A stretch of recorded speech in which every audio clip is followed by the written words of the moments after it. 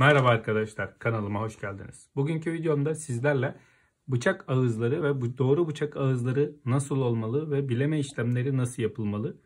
Size bunları anlatacağım.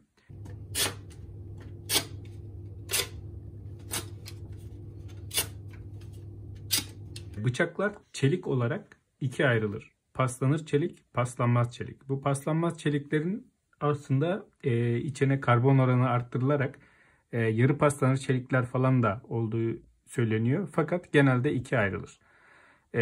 Paslanmaz çelikler sertlikleri yüksektir. Şimdi şu bıçak A44 Alman çeliği.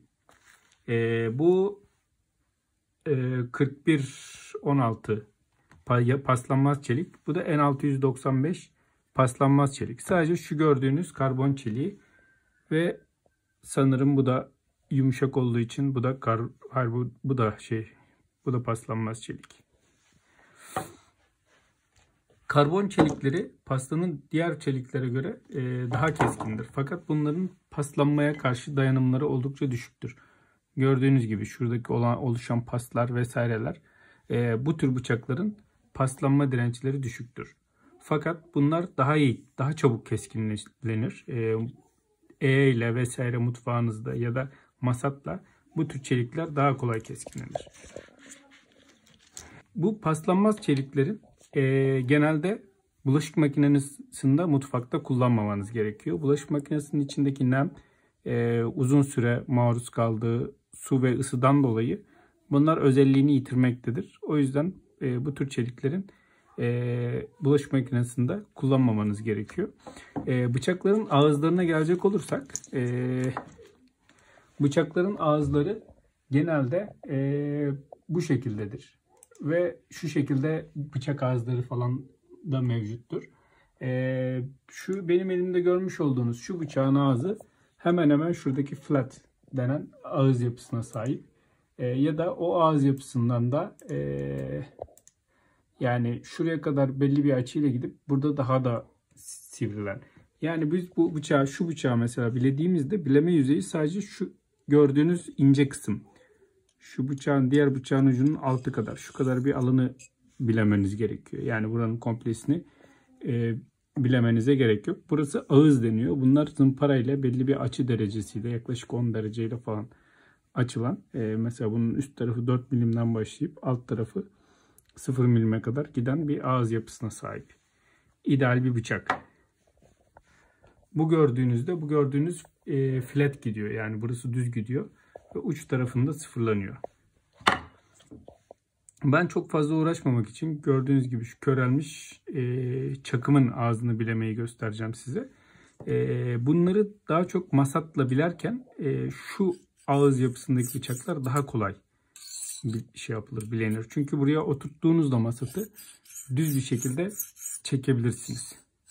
Keza direkt arkasından da. Fakat bu şekilde açısı verilmiş şeyi çektiğinizde gördüğünüz gibi uç kısmına değmiyor. Uç kısmının açısı biraz daha farklı olduğu için bir bıçak alırken bu şekilde bir bıçağı almanız sizin için avantaj olacaktır bilemek için. Çünkü bunu bu şekilde bilediğinizde şuradaki köşelerle açısının şuradaki açıyla daha farklı olduğunu göreceksiniz.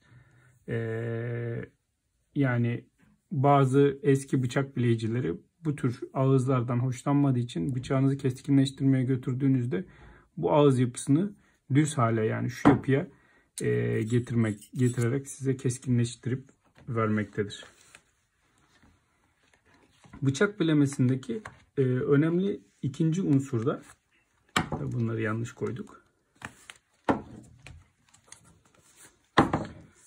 bilemenin derecesi. Ben bu bıçakıyı birazdan taşla bileyeceğim. Taşla ya da masatla genelde 15 ile 30 derece arasında bir açıyla bilenmesi gerekiyor bıçak ağızlarının. Bu gördüğünüz masatla bilemede 20 derece ideal bir açı olarak gösterilmiş. Masatı şu elimdeki bıçağı masat olarak düşündüğünüzde kesme yönünde şu şekilde ve diğer taraftan da arkasından da bu şekilde hızlıca bir şekilde bileme gerçekleştirebilirsiniz. Taşla bileme ise taşla da gene 15'te 30 derece arası, yani 17 ile 20 derece arasında bir açıyla bu bileme işlemini gerçekleştirirsiniz. Bu taş da ben yağlayarak ya da ıslatarak bileme gerçekleştiriliyor. Ben şimdi ıslatarak bilemeyi gerçekleştireceğim. Bunun için banyoya geçiyorum. Şimdi bu görmüş olduğumuz bileme taşları kösele taşı olarak da satılmakta. Bu taşların bende iki tane bu tür taştan mevcut.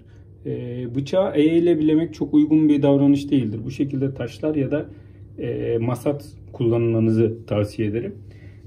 Bu taş diğerine göre daha kalın bir taş. Şu yüzü daha kalın, bu yüzü bir keza daha ince. Bu taş da ondan biraz daha ince bir taş. Şimdi bununla başlayıp diğer taşla bitireceğim. İlk önce taşı ıslatıyorum. Bilemeyi yaparken de şuradan üzerine ara ara su ekleyeceğim. Gördüğünüz gibi şu açı ideal bir açı. Şu şekilde başlayıp şöyle aşağıda bitecek şekilde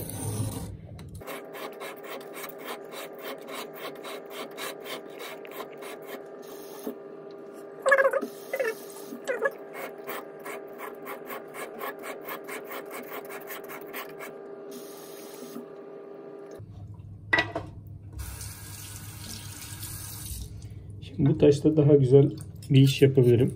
O nedenle bıçak küçük olduğu için az vaktim alması için bu bıçağı tercih ettim.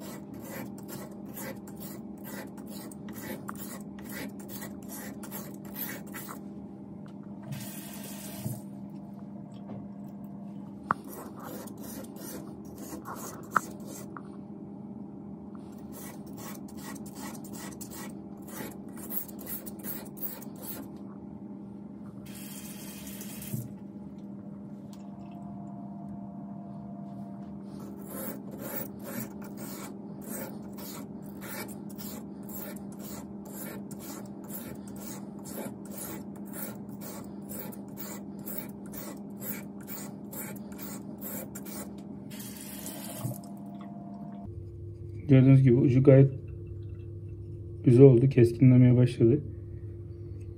Bir bıçağın ucunu da şu şekilde dokunarak en iyi anlarsınız. Bu şekilde sürdüğünüzde hafif bir ses geliyorsa bu bıçağın ucu gayet iyi şekilde keskindir. Biraz daha keskinleştireceğim.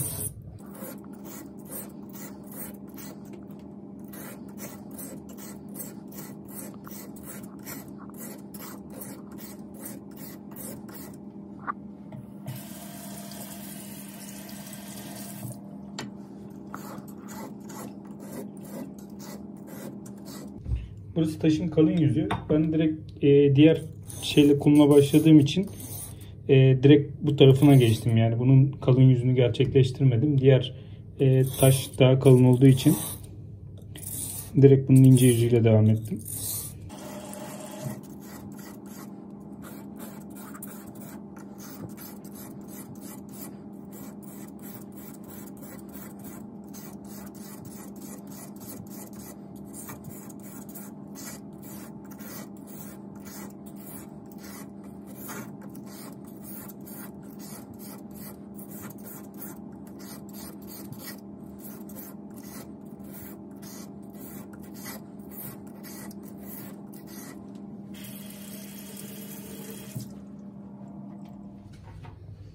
Bu gördüğünüz bir kağıt.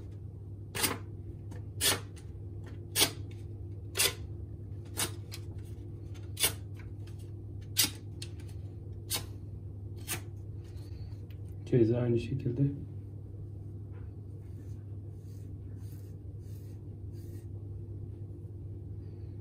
Gördüğünüz gibi gayet güzel jilet gibi keskin bir bıçak elde ettik.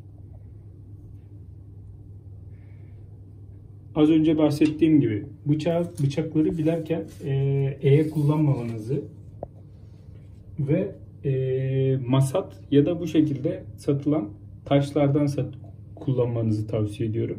Ya da otomatik bileme makineleri var. Kendi içerisinde dönen taşları olan. Onlardan da kullanabilirsiniz. Bileme açısı 15-20 derece, 15-30 derece arası olacak. İdeali 17-20 dereceye yakın. Bu şekilde bileme yönünde ve diğer şekilde. Masat kullanırken de elimin masat olduğunu düşünün. Diğer taraftan böyle çekip bu taraftan da bu şekilde gideceksiniz. Yani şu şekilde gidip hızlı şekilde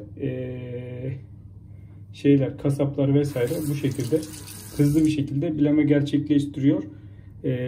İnternette göreceğiniz yok. Çakmak taşının ortasındaki taşla biledim, yaptım, çakmakların ortasındaki taşla yaptım falan, bu tür şeylere lütfen itibar etmeyiniz. Ve bıçaklarınızı da bulaşık makinesinde değil, elde yıkayarak kurutmanızı şiddetle tavsiye ederim. İzlediğiniz için teşekkür ederim. Beğendiyseniz beğen butonuna basıp kanalıma abone olmayı unutmayın.